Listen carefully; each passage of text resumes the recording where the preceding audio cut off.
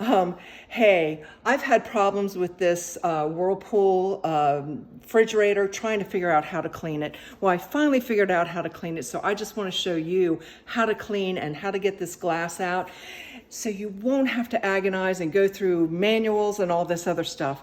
So real quick, the middle drawer of this Whirlpool, we use it for our produce and stuff like that. That does in fact just come out as a tray. So you can take that to your refrigerator, you can wash it out, not a problem. Where we had a problem though, is this glass panel. This knob here kept getting in the way.